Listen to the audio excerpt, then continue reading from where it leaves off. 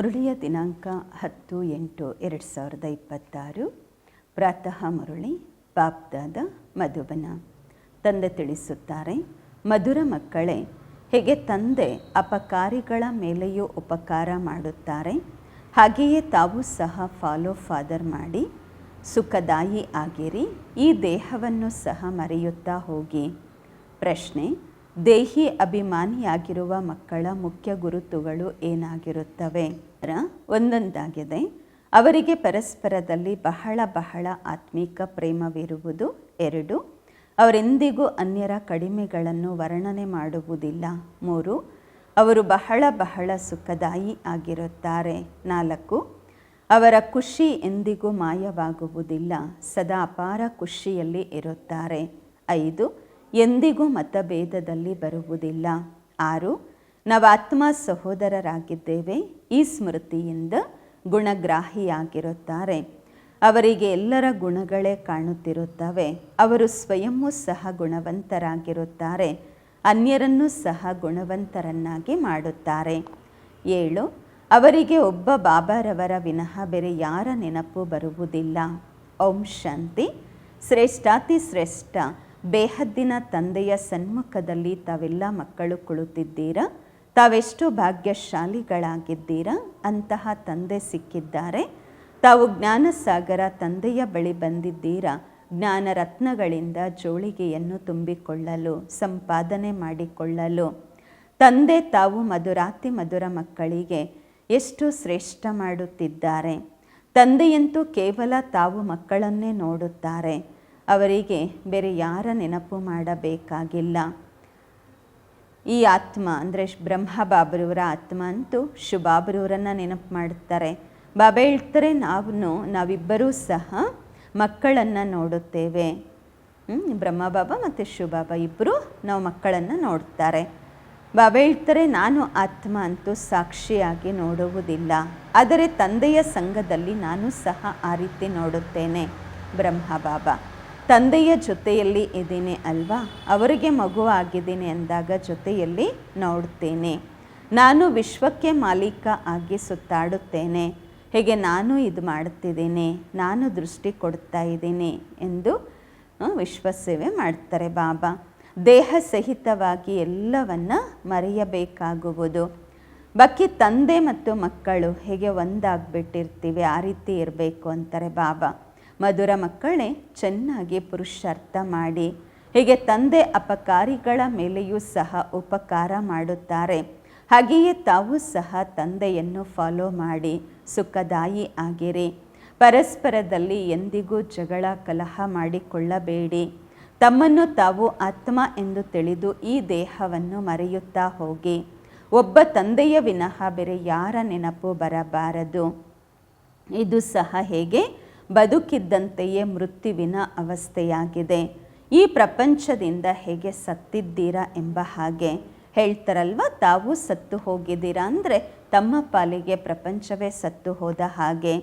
ಇಲ್ಲಿ ತಾವು ಬದುಕಿದ್ದಂತೆಯೇ ಸಾಯಬೇಕು ಅಂದರೆ ಶರೀರದ ಅಭಿಮಾನವನ್ನು ಬಿಟ್ಟು ಬಿಡಬೇಕು. ಏಕಾಂತದಲ್ಲಿ ಕುಳಿತು ಅಭ್ಯಾಸ ಮಾಡುತ್ತಾ ಇರಿ. ಬೆಳಗ್ಗೆ ಏಕಾಂತದಲ್ಲಿ ಕುಳಿತು ತಮ್ಮ ಜೊತೆ ತಾವೇ ಮಾತನಾಡಿಕೊಳ್ಳಿ. ಬಹಳ ಉಮಂಗದಿಂದ ಬಾಬಾರವರನ್ನು ನೆನಪು ಮಾಡಿ. ಬಾಬಾ, ಈಗ ನಾವು ನಿಮ್ಮ ಮಡಿಲಲ್ಲಿ ಬಂದಿದ್ದೇವೆ ಅಷ್ಟೇ. ಒಬ್ಬ ತಂದೆಯ ನೆನಪಿನಲ್ಲಿಯೇ ಶರೀರದ ಅಂತ್ಯವಾಗಬೇಕು. ಇದಕ್ಕೆ ಹೇಳಲಾಗುವುದು ಏಕಾಂತ ಎಂದು. ತಂದೆಯನ್ನು ನೆನಪು ಮಾಡುತ್ತಾ ಈ ಶರೀರ ರೂಪಿ ವಸ್ತ್ರವೂ ಸಹ ಬಿಟ್ಟು ಹೋಗುವುದು. ತಾವು ತಿಳಿದುಕೊಂಡಿದ್ದೀರ, ಈ ಹಳೆಯ ಪ್ರಪಂಚ, ಹಳೆಯ ದೇಹ ಎಲ್ಲ ಸಮಾಪ್ತಿಯಾಗ್ಬಿಡತ್ತೆ. ಶರೀರ ರೂಪಿ ಚರ್ಮವೇ ಬಿಟ್ಟು ಹೋಗ್ಬಿಡತ್ತೆ ಅಂತಾರೆ ಬಾಬಾ. ಎಲ್ಲ ಸಮಾಪ್ತಿಯಾಗತ್ತೆ. ಬಾಕಿ ಪುರುಷಾರ್ಥಕ್ಕೋಸ್ಕರ ಸ್ವಲ್ಪ ಸಂಗಮದ ಸಮಯವಿದೆ. ಮಕ್ಕಳು ಕೇಳ್ತಾರೆ, ಬಾಬಾ ಈ ವಿದ್ಯಾಭ್ಯಾಸ ಎಲ್ಲಿಯವರೆಗೆ ನಡೆಯುತ್ತೆ ಎಂದು. ಬಾಬಾ ಹೇಳ್ತಾರೆ, ಎಲ್ಲಿಯವರೆಗೆ ದೈವಿ ರಾಜಧಾನಿ ಸ್ಥಾಪನೆ ಆಗತ್ತೆ ಅಲ್ಲಿಯವರೆಗೆ ಈ ಜ್ಞಾನವನ್ನು ತಿಳಿಸುತ್ತಾ ಇರಲಾಗುವುದು. ನಂತರ ಹೊಸ ಪ್ರಪಂಚದಲ್ಲಿ ಟ್ರಾನ್ಸ್ಫರ್ ಆಗುತ್ತೀರಾ. ಇದು ಹಳೆಯ ಶರೀರ. ಒಂದಲ್ಲ ಒಂದು ಕರ್ಮಭೋಗ ನಡೆಯುತ್ತಾ ಇರುವುದು. ಇದರಲ್ಲಿ ಬಾಬಾ ಸಹಯೋಗ ಮಾಡುತ್ತಾರೆ ಎಂಬ ನಂಬಿಕೆಯನ್ನು ಇಟ್ಟುಕೊಳ್ಳಬಾರದು. ಅಂದರೆ ಲೆಕ್ಕಾಚಾರ ನಾವು ಮಾಡ್ಕೊಂಡಿದ್ದೀವಿ ಅಂದರೆ ನಾವೇ ಚುಕ್ತ ಮಾಡಬೇಕು ಅಲ್ವಾ. ಬಾಬಾ ಸರಿ ಮಾಡಿಬಿಡ್ತಾರೆ. ಬಾಬಾ ಅದನ್ನು ಎದುರಿಸಲಿಕ್ಕೆ ಶಕ್ತಿ ಕೊಡ್ತಾರೆ. ಆದರೆ ಬಾಬಾ ಕಾಯಿಲೆನೇ ಬರೋಕ್ಕೆ ಬಿಡಲ್ಲ ಅಂತ ಅಲ್ಲ. ದಿವಾಳಿ ಆಗಿಬಿಡತ್ತೆ, ಕಾಯಿಲೆ ಬಂದುಬಿಡತ್ತೆ. ಬಾಬಾ ಹೇಳ್ತಾರೆ ಇದು ನಿಮ್ಮ ಲೆಕ್ಕಾಚಾರವಾಗಿದೆ. ಮತ್ತೆಯೂ ಸಹ ಯೋಗದಿಂದ ಆಯುಷ್ಯು ಹೆಚ್ಚುವುದು. ತಮ್ಮ ಪರಿಶ್ರಮ ಪಡಿ, ಕೃಪೆ ಬೇಡಬೇಡಿ. ಬಾಬರವರನ್ನು ಎಷ್ಟೆಷ್ಟು ನೆನಪು ಮಾಡುತ್ತೀರಾ ಅಷ್ಟು ಕಲ್ಯಾಣವಿದೆ. ಎಷ್ಟು ಸಾಧ್ಯವಾಗತ್ತೆ ಅಷ್ಟು ಯೋಗ ಬಲದಿಂದ ಕೆಲಸ ತೆಗೆದುಕೊಳ್ಳಿ. ಭಕ್ತಿ ಮಾರ್ಗದಲ್ಲಿ ಗಾಯನ ಮಾಡುತ್ತಾರೆ, ಭಗವಂತ ನಮ್ಮನ್ನು ನಿಮ್ಮ ಕಣ್ಣು ರೆಪ್ಪೆಗಳಲ್ಲಿ ಸಮಾವೇಶ ಮಾಡಿಕೊಳ್ಳಿ ಎಂದು. ಪ್ರಿಯವಾದ ವಸ್ತುವಿಗೆ ಕಣ್ಮಣಿ ಪ್ರಾಣ ಪ್ರಿಯ ಎಂದು ಹೇಳುತ್ತಾರೆ. ಇಲ್ಲಂತೂ ನಾವು ಬಹಳ ಪ್ರಿಯರಾಗಿದ್ದೀವಿ ಬಾಬ್ರವರಿಗೆ. ಇರೋದಂತೂ ಗುಪ್ತ. ಅವರಿಗೋಸ್ಕರ ಎಷ್ಟು ಪ್ರೀತಿ ಇರಬೇಕು, ಆ ಮಾತೆ ಕೇಳಬೇಡಿ ಅಂತಾರೆ ಬಾಬಾ. ಅಷ್ಟು ಪ್ರೀತಿ ಇರಬೇಕು. ತಾವು ಮಕ್ಕಳನ್ನಂತೂ ಬಾಬಾ ತನ್ನ ಕಣ್ಣು ರೆಪ್ಪೆಗಳಲ್ಲಿ ಮುಚ್ಚಿಟ್ಕೊಳ್ತಾರೆ. ಕಣ್ಣು ರೆಪ್ಪೆಗಳು ಅಂದರೆ ಸ್ಥೂಲ ಕಣ್ಣಿನ ಮಾತು ಅಲ್ಲ, ಬುದ್ಧಿಯ ಮಾತಾಗಿದೆ. ಪ್ರಿಯಾತಿ ಪ್ರಿಯ ನಿರಾಕಾರ ತಂದೆ ನಮಗೆ ಓದಿಸುತ್ತಿದ್ದಾರೆ. ಅವರು ಜ್ಞಾನ ಸಾಗರ, ಸುಖ ಸಾಗರ, ಪ್ರೀತಿಯ ಸಾಗರ ಆಗಿದ್ದಾರೆ. ಇಂತಹ ಪ್ರಿಯಾತಿ ಪ್ರಿಯ ತಂದೆಯ ಜೊತೆಗೆ ಎಷ್ಟು ಪ್ರೀತಿ ಇರಬೇಕು. ಮಕ್ಕಳಿಗೆ ಎಷ್ಟು ನಿಷ್ಕಾಮ ಸೇವೆ ಮಾಡುತ್ತಿದ್ದಾರೆ ಬಾಬ್ರವರು. ತಾವು ಮಕ್ಕಳನ್ನು ವಜ್ರದ ಸಮಾನ ಮಾಡುತ್ತೀನಿ ಅಂತಾರೆ ಬಾಬಾ. ಎಷ್ಟು ಮಧುರ ಬಾಬಾ ಆಗಿದ್ದಾರೆ. ಎಷ್ಟು ನಿರಹಂಕಾರಿಯಾಗಿ ತಾವು ಮಕ್ಕಳ ಸೇವೆ ಮಾಡುತ್ತಾರೆ ಅಂದಾಗ ತಾವು ಮಕ್ಕಳು ಸಹ ಅಷ್ಟೇ ಪ್ರೀತಿಯಿಂದ ಸೇವೆ ಮಾಡಬೇಕು. ಶ್ರೀಮತದಂತೆ ನಡೆಯಬೇಕು.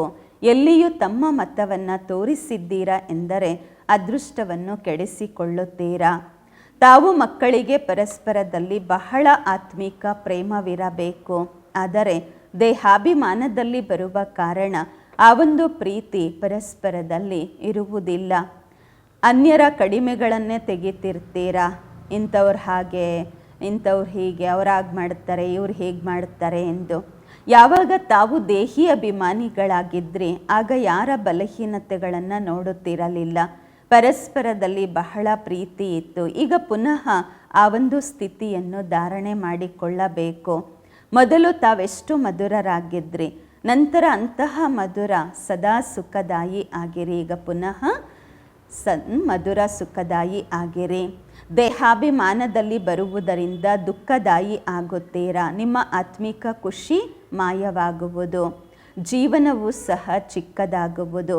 ಈಗ ಪುನಃ ತಂದೆ ಬಂದಿದ್ದಾರೆ ತಮ್ಮನ್ನು ಸತೋ ಪ್ರದಾನ ಮಾಡಿ ಸುಖದಾಯಿಯನ್ನಾಗಿ ಮಾಡಲು.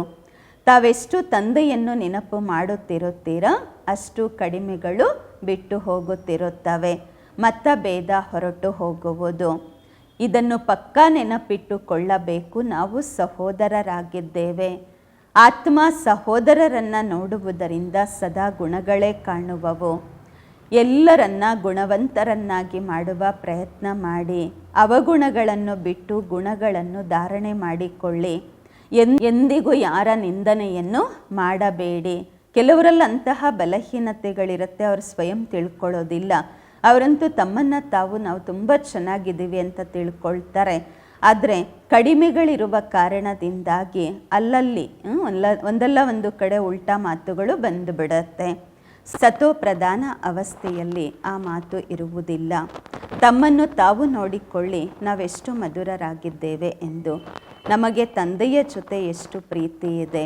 ತಂದೆಯ ಜೊತೆ ಪ್ರೀತಿ ಆ ರೀತಿ ಇರಬೇಕು. ಏಕದಮ್ ಅವರ ಜೊತೆ ಅಂಟ್ಕೊಂಡಿರಬೇಕು. ಬಾಬಾ ನೆನಪಿಟ್ರೆ ಬೇರೆ ಏನೂ ಇರಬಾರ್ದು. ಬಾಬಾ ನೀವು ನಮಗೆ ಎಷ್ಟು ಶ್ರೇಷ್ಠ ಬುದ್ಧಿವಂತರನ್ನಾಗಿ ಮಾಡುತ್ತಿದ್ದೀರಾ, ಸ್ವರ್ಗಕ್ಕೆ ಮಾಲೀಕರನ್ನಾಗಿ ಮಾಡುತ್ತಾ ಇದ್ದೀರಾ. ಈ ರೀತಿ ಆಂತರಿಕದಲ್ಲಿ ತಂದೆಯ ಮಹಿಮೆ ಮಾಡುತ್ತಾ ಗದ್ಗದಿತವಾಗಬೇಕು. ಆತ್ಮಿಕ ಖುಷಿಯಲ್ಲಿ ಇರಬೇಕು.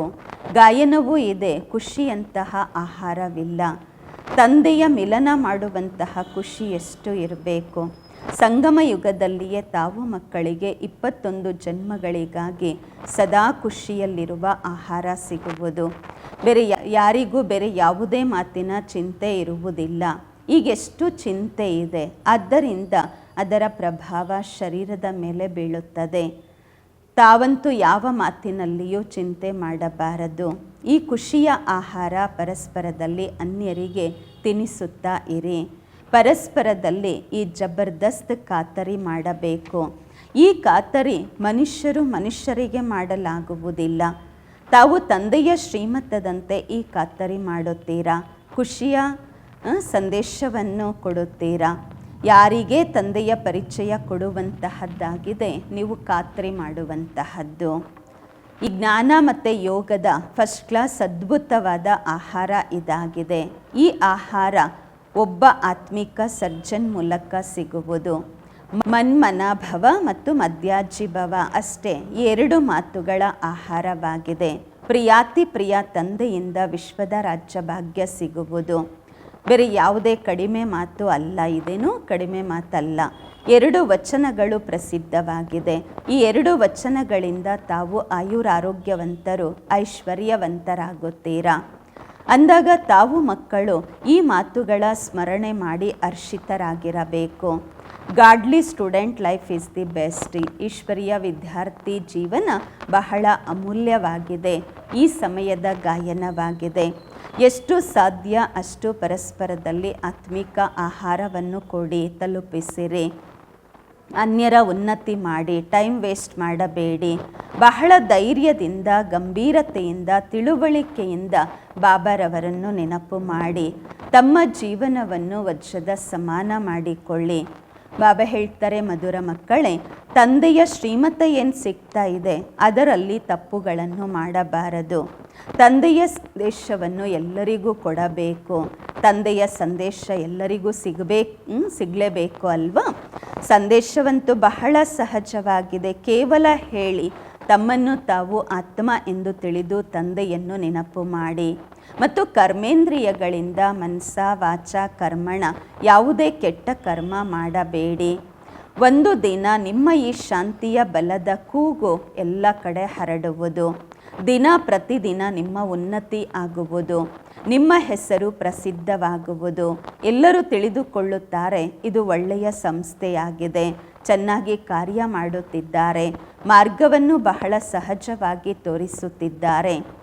ಈ ಬ್ರಾಹ್ಮಣರ ವೃಕ್ಷ ತುಂಬ ವೃದ್ಧಿ ಆಗುತ್ತಾ ಹೋಗುವುದು. ಪ್ರಜೆಗಳು ತಯಾರಾಗುತ್ತಾರೆ. ಸೆಂಟರ್ಸು ಬಹಳ ವೃದ್ಧಿ ಆಗುವುದು. ನಿಮ್ಮ ಪ್ರದರ್ಶನಿ ಹಳ್ಳಿಯಲ್ಲಿ ಹೋಗುವುದು. ತಾವು ಮಕ್ಕಳು ಬಹಳ ದೊಡ್ಡ ಸರ್ವಿಸ್ ಮಾಡುತ್ತೀರಾ. ನಿಮ್ಮ ಹೊಸ ಸೆಂಟರ್ಸು ತೆರೆಯುತ್ತಾ ಹೋಗುತ್ತವೆ. ಅಲ್ಲಿ ಅನೇಕ ಮನುಷ್ಯರು ಬಂದು ತಮ್ಮ ಜೀವನವನ್ನು ವಜ್ರದ ಸಮಾನ ಮಾಡಿಕೊಳ್ಳುತ್ತಾರೆ. ತಾವು ಬಹಳ ಪ್ರೀತಿಯಿಂದ ಒಬ್ಬೊಬ್ಬರ ಸಂಭಾಲನೆ ಮಾಡುತ್ತೀರಾ. ಎಲ್ಲೂ ಯಾರಿಗೂ ಕಾಲು ಜಾರಲಿಕ್ಕೆ ಬಿಡಬಾರ್ದು ಅಂತಾರೆ ಬಾಬ್ರವ್ರು. ಅಂದರೆ ಮಾಯೆಗೆ ವಶ ಆಗಲಿಕ್ಕೆ ಬಿಡಬಾರ್ದು. ಎಷ್ಟು ಹೆಚ್ಚು ಸೆಂಟರ್ಸ್ ಇರುತ್ತೆ ಅಷ್ಟು ಜನ ಬಂದು ಜೀಯದಾನವನ್ನು ಪ್ರಾಣದಾನವನ್ನು ಪಡೆದುಕೊಳ್ಳುತ್ತಾರೆ. ಯಾವಾಗ ನೀವು ಮಕ್ಕಳ ಪ್ರಭಾವ ಹೊರಬರುವುದು ಆಗ ಬಹಳಷ್ಟು ಜನ ಕರೀತಾರೆ, ಇಲ್ಲಿ ಬಂದು ನಮಗೆ ಮನುಷ್ಯರಿಂದ ದೇವತೆಗಳಾಗುವ ರಾಜಯೋಗವನ್ನು ಕಲಿಸಿರಿ ಎಂದು. ಮುಂದೆ ಹೋಗುತ್ತಾ ಬಹಳ ಧೂಮ್ ಧಾಮ್ ಆಗತ್ತೆ. ಅದೇ ಭಗವಂತ ಕಲ್ಪದ ಮೊದಲಿನವರೇ ಬಂದು ಅಬುವಿನಲ್ಲಿ ವಿರಾಜಮಾನರಾಗಿದ್ದಾರೆ ಎಂದು ಚೆನ್ನಾಗಿ ಧೂಮ್ ಧಾಮ್ ಆಗಿ ಸಂದೇಶ ಸಿಗುವುದು. ತಾವು ಮಕ್ಕಳು ನೋಡುತ್ತಿದ್ದೀರಾ, ಈ ಸಮಯದಲ್ಲಿ ಹಳೆಯ ಪ್ರಪಂಚದಲ್ಲಿ ಅನೇಕ ಇಂಟರ್ನ್ಯಾಷನಲ್ ರೋಲ್ ಇದೆ. ಈಗ ಈ ಎಲ್ಲ ರೋಲು ಸಮಾಪ್ತಿಯಾಗಲಿದೆ. ತಮಗೆ ಯಾವುದೇ ಚಿಂತೆ ಇಲ್ಲ. ತಾವು ಯಾವ ಚಿಂತೆಯೂ ಮಾಡಬಾರದು. ತಾವೆಲ್ಲರಿಗೂ ತಿಳಿಸಿರಿ ಈ ಚಿಂತೆ ಮಾಡಬೇಡಿ. ಈಗ ಈ ಹಳೆಯ ಪ್ರಪಂಚ ಹೊರಟು ಹೋಗುವುದು. ಇದರಲ್ಲಿ ಮೋಹ ಇಟ್ಟುಕೊಳ್ಳಬಾರದು. ಒಂದು ವೇಳೆ ಮೋಹ ಇತ್ತು ಎಂದರೆ, ಹೃದಯ ಶುದ್ಧವಿಲ್ಲವೆಂದರೆ ಅಪಾರ ಖುಷಿಯೂ ಇರುವುದಿಲ್ಲ. ತಾವು ಮಕ್ಕಳಿಗೆ ಅಪಾರವಾದ ಜ್ಞಾನಧನದ ಖಜಾನೆ ಸಿಗುತ್ತಾ ಇರುವುದು. ಆಗ ಅಪಾರ ಖುಷಿ ಇರುವುದು. ಎಷ್ಟು ಹೃದಯ ಶುದ್ಧವಾಗಿರುತ್ತೆ ಅಷ್ಟು ಅನ್ಯರನ್ನೂ ಸಹ ಶುದ್ಧ ಮಾಡುತ್ತೀರಾ. ಯೋಗದ ಸ್ಥಿತಿಯಿಂದಲೇ ಹೃದಯ ಶುದ್ಧವಾಗುವುದು. ತಾವು ಮಕ್ಕಳು ಯೋಗಿಯಾಗುವಂತಹ ಮತ್ತು ಯೋಗಿಗಳನ್ನಾಗಿ ಮಾಡುವಂತಹ ಆಸಕ್ತಿಯನ್ನು ಇಟ್ಟುಕೊಳ್ಳಬೇಕು. ಒಂದು ವೇಳೆ ದೇಹದಲ್ಲಿ ಮೋಹವಿತ್ತು, ದೇಹದ ಅಭಿಮಾನ ಇತ್ತು ಅಂದರೆ ತಿಳ್ಕೊಳ್ಳಿ ನಮ್ಮ ಸ್ಥಿತಿ ತುಂಬ ಕಚ್ಚಾ ಇದೆ ಎಂದು. ದೇಹಿ ಅಭಿಮಾನಿ ಮಕ್ಕಳೇ ಸತ್ಯವಾದ ಡೈಮಂಡ್ ಆಗುತ್ತಾರೆ. ಆದ್ದರಿಂದ ಎಷ್ಟು ಸಾಧ್ಯವೋ ಅಷ್ಟು ದೇಹಿ ಅಭಿಮಾನಿ ಆಗಿರುವಂತಹ ಅಭ್ಯಾಸ ಮಾಡಿರಿ. ಒಳ್ಳೆಯದು. ಮಧುರಾತಿ ಮಧುರ ಅಗಲಿ ಹೋಗಿ ಮರಳಿ ಸಿಕ್ಕಿರುವ ಮಕ್ಕಳ ಪ್ರತಿಯಾಗಿ ಮಾತ್ಪಿತಾ ಬಾಪ್ದಾದರವರ ನೆನಪು, ಪ್ರೀತಿ, ಬೆಳಗಿನ ವಂದನೆಗಳು. ಆತ್ಮಿಕ ಮಕ್ಕಳಿಗೆ ಆತ್ಮಿಕ ತಂದೆಯ ನಮಸ್ಕಾರಗಳು. ನಾವು ಆತ್ಮಿಕ ಮಕ್ಕಳಿಂದ ಆತ್ಮಿಕ ಮಾತ್ಪಿತಾ ಬಾಪ್ದಾದರವರಿಗೆ ನೆನಪು, ಪ್ರೀತಿ, ಬೆಳಗಿನ ವಂದನೆಗಳು ಹಾಗೂ ನಮಸ್ಕಾರಗಳು. ಧಾರಣೆಗಾಗಿ ಮುಖ್ಯ ಸಾರ. ಫಸ್ಟ್ ಪಾಯಿಂಟು, ತಂದೆಯ ಸಮಾನ ನಿರಹಂಕಾರಿಯಾಗಿ ಬಹಳ ಪ್ರೀತಿಯಿಂದ ಎಲ್ಲರ ಸೇವೆ ಮಾಡಬೇಕು, ಶ್ರೀಮತದಂತೆ ನಡೆಯಬೇಕು, ತಮ್ಮ ಮತದಂತೆ ನಡೆದು ಅದೃಷ್ಟವನ್ನು ಕೆಡಿಸಿಕೊಳ್ಳಬಾರದು. ಎರಡನೇ ಪಾಯಿಂಟು, ಸಂಗಮದಲ್ಲಿ ತಂದೆಯ ಮೂಲಕ ಯಾವ ಖುಷಿಯ ಆಹಾರ ಸಿಕ್ಕಿದೆ ಅದೇ ಆಹಾರವನ್ನು ತಿನ್ನುತ್ತಾ ತಿನ್ನಿಸುತ್ತಾ ಇರಬೇಕು. ತಮ್ಮ ಸಮಯವನ್ನು ವ್ಯರ್ಥ ಮಾಡಿಕೊಳ್ಳಬಾರದು. ಬಹಳ ಸಾಹಸದಿಂದ, ಗಂಭೀರತೆಯಿಂದ, ತಿಳುವಳಿಕೆಯಿಂದ ಬಾಬಾರವರನ್ನು ನೆನಪು ಮಾಡಿ ತಮ್ಮ ಜೀವನವನ್ನು ವಜ್ರ ಸಮಾನ ಮಾಡಿಕೊಳ್ಳಬೇಕು. ವರದಾನ: ಆಸಕ್ತಿಯನ್ನು ಅನಾಸಕ್ತಿಯಲ್ಲಿ ಪರಿವರ್ತನೆ ಮಾಡಿಕೊಳ್ಳುವಂತಹ ಶಕ್ತಿ ಸ್ವರೂಪ ಆಗಿರಿ. ಆಸಕ್ತಿಯನ್ನು ಅನಾಸಕ್ತಿಯಲ್ಲಿ ಪರಿವರ್ತನೆ ಮಾಡಿಕೊಳ್ಳುವಂತಹ ಶಕ್ತಿ ಸ್ವರೂಪ ಆಗಿರಿ.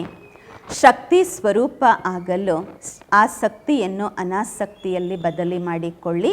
ತಮ್ಮ ದೇಹದಲ್ಲಿ, ಸಂಬಂಧಗಳಲ್ಲಿ, ಯಾವುದೇ ಪದಾರ್ಥದಲ್ಲಿ ಒಂದು ವೇಳೆ ಎಲ್ಲೇ ಆಸಕ್ತಿ ಇತ್ತು ಅಂತ ಅಂದರೆ ಮಾಯೆಯೂ ಸಹ ಬಂದುಬಿಡುತ್ತೆ ಮತ್ತು ಶಕ್ತಿ ರೂಪ ಆಗಲು ಸಾಧ್ಯವಿಲ್ಲ. ಆದ್ದರಿಂದ ಮೊದಲು ಅನಾಸಕ್ತರಾದಾಗ ಮಾಯೆಯ ವಿಘ್ನಗಳನ್ನು ಎದುರಿಸಬಹುದು. ವಿಘ್ನಗಳು ಬಂದಾಗ ಕಿರ್ಚೋದಕ್ಕೆ, ಗಾಬರಿ ಆಗುವುದಕ್ಕೆ ಬದಲಾಗಿ ಶಕ್ತಿ ರೂಪವನ್ನು ಧಾರಣೆ ಮಾಡಿಕೊಂಡಾಗ ವಿಘ್ನ ವಿನಾಶಕರಾಗುತ್ತೀರಾ. ದಯೆ, ನಿಸ್ವಾರ್ಥ ಮತ್ತು ಸೆಳೆತ ಮುಕ್ತರಾಗಿರಿ. ಸ್ವಾರ್ಥ ಇರಬಾರದು, ಸ್ವಾರ್ಥದವರು ಆಗಬೇಡಿ. ಮಮ್ಮರವರ ಅಮೂಲ್ಯ ಮಹಾವಾಕ್ಯಗಳು. ಜೀವನದ ಆಸೆ ಪೂರ್ಣ ಆಗುವ ಶುಭ ಸಮಯ ಇದಾಗಿದೆ. ನಾವೆಲ್ಲ ಆತ್ಮರಿಗೆ ಬಹಳ ಸಮಯದಿಂದ ಈ ಆಸೆ ಇತ್ತು, ಜೀವನದಲ್ಲಿ ಸದಾ ಸುಖ ಶಾಂತಿ ಸಿಗಬೇಕು ಎಂದು. ಈಗ ಬಹಳ ಜನ್ಮಗಳ ಆಸೆ ಯಾವಾಗ ಪೂರ್ತಿ ಆಗತ್ತೆ? ಯಾವಾಗಲಾದರೂ ಪೂರ್ಣ ಆಗತ್ತಲ್ವಾ? ಈಗ ಇದಾಗಿದೆ ನಮ್ಮ ಅಂತಿಮ ಜನ್ಮ. ಆ ಅಂತಿಮ